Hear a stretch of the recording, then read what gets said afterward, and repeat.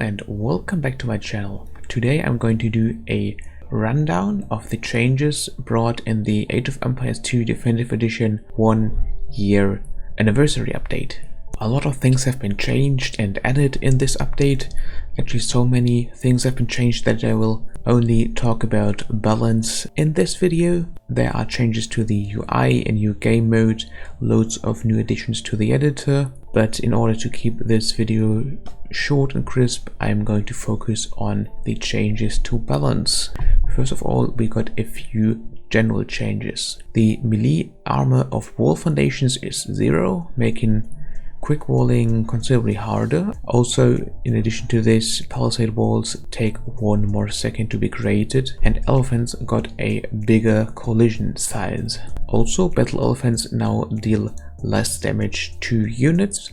The bonus damage from battle elephants and elite battle elephants has been changed from +7 and +10 against buildings to +4 and +7 respectively. And another little bit more obscure change, but this will be more important in the new game mode Battle Royale, which is that Axolotl warriors get +30 HP to attack and +2/+2 armor if the game has started in post-Imperial Age. But now to the Civ specific changes.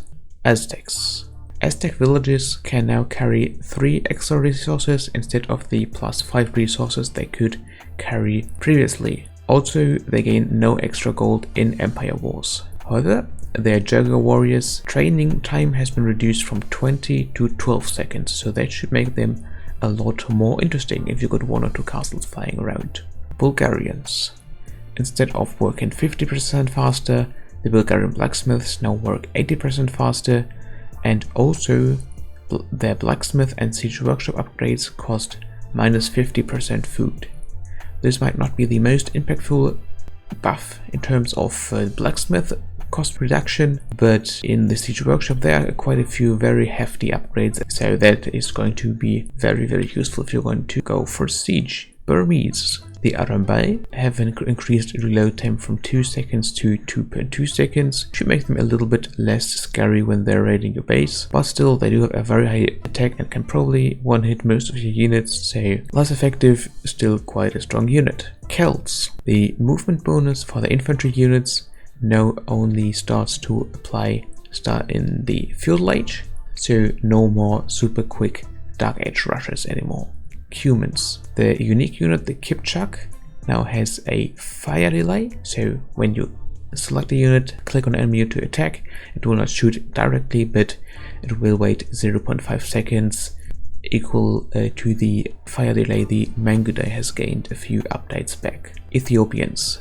The Shotel warrior, their unique unit, now costs 30 instead of 35 gold. The food cost remains 50. Their unique technology Torsion engines affects scorpions only by increasing their splash damage by 0.4 tiles instead of 0.5. Goths. Loom can be researched instantly instead of being researched for free. Again, this is another change to decrease the amount of pressure made in the early game.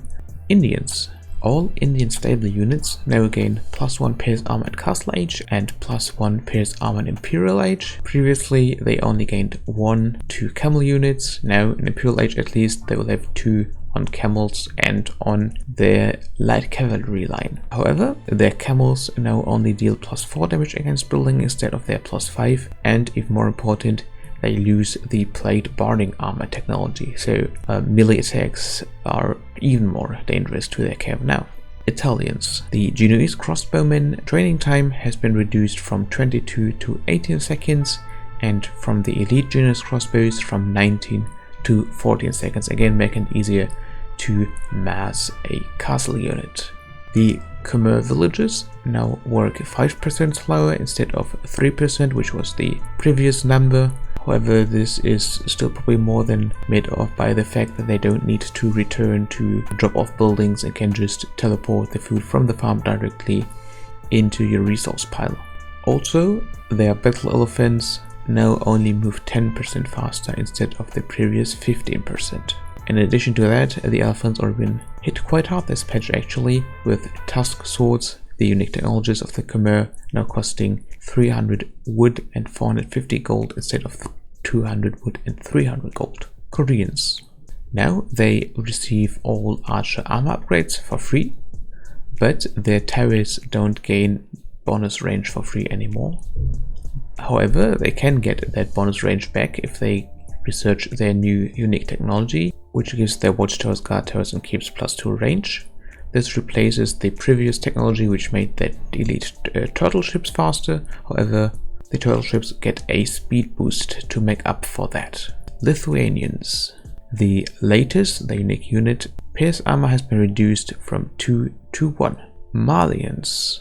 The Gibetto's fire delay has been decreased from 1.2 to 1.0. This should make microing them more rewarding and using them for hit and run strategies even stronger. Mayans. Their unique technology obsidian arrows no longer grants an extra attack bonus against stone walls, gates, towers and harbors. Portuguese. All of their technologies now get researched 30% faster. This should be quite interesting because I believe it also applies to aging up. And there are some technologies, for example chemistry, which do take quite a while and hinder you in progressing further. This is potentially very, very strong. The Tatars have received an interesting bonus now, to say the least. Their town centers will spawn 2 sheep as soon as they reach the feudal age, and every other new town center will also spawn 2 sheep once it's completed. So since the Tatars also get 150 food instead of 100 food per sheep, this gives them a whopping 300 extra food with every additional town centers and also starting in the feudal age. Also, their silk armor now increases the armor both in melee and ranged combat. Turks. Their scout, cavalry, light cavalry and hussars gain +1 pierce armor, so not only do they get the upgrades for them for free, so the light cav and hussar upgrade, but also additional pierce armor, which makes them quite formidable at raiding, or even more formidable than they already were.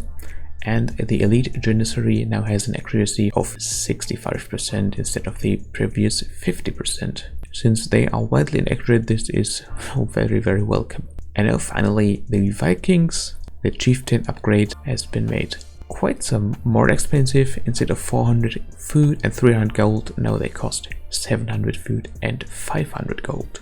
Quite a markup. So, what do you think about those changes? I think the civs which were buffed, like the Turks, the Tatars, the Portuguese, Italians and so on, they've been really chosen carefully and all really needed a buff. What surprised me is that actually new and different bonuses now have been introduced, so there's definitely a lot to try out and play around with. That is quite exciting. Yeah, what was your favorite change here? What other changes would you have liked to see in this update which were not there? Just be sure to let me know that in the comments. I wish you a great day, and yeah, this has been Al-Kalim. See you soon, goodbye.